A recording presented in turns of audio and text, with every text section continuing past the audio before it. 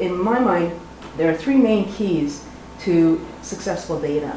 And those keys are data consolidation, data governance, and data standardization. And I'll go into each one of those a little bit, but ultimately what all of these things help you to do is, have you ever heard of the phrase comparing apples to oranges? Well, if you're not doing this, especially standardization, you're comparing apples to pineapples, and strawberries, and tomatoes, and bananas, and even this little radish here. So in order to avoid that, we want to compare apples to apples, anytime, anywhere, and all the time. So to get there, you need to do those three keys that I mentioned. The first one is consolidation, data consolidation.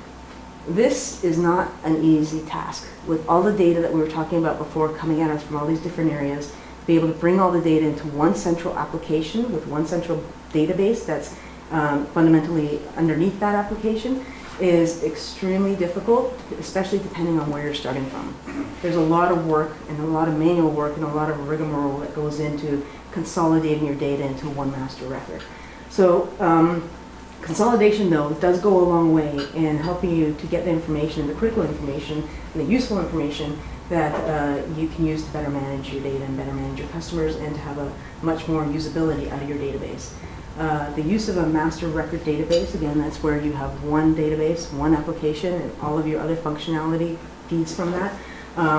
It's like a readership application or any other application that you might have. So that's where all of your magazine information, your email data, your event registrants, your engagement data, all your castle consent information, all the preferences that people have provided are all coming into one single record in a single database. The management gets much easier once you have that, but the entry point for getting that is very difficult.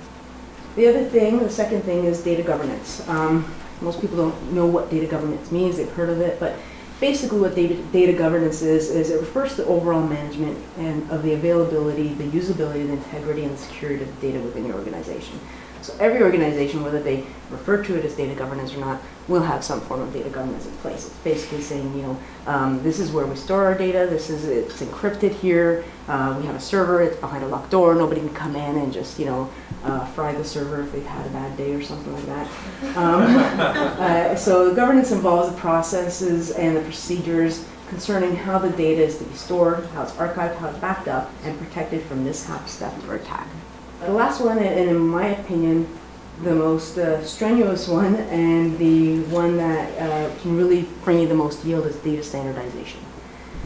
Especially if you're a multi-product publisher. If you have more than one magazine, or you have more than one brand, or more than one property, and it's collecting similar information but in different ways, this is where you can go into the back end of your applications, create links, create translation tables, and standardize that data to mean one thing, and actually be able to get some awareness of who your readers are and be able to collectively analyze them and to select them based on the standardization.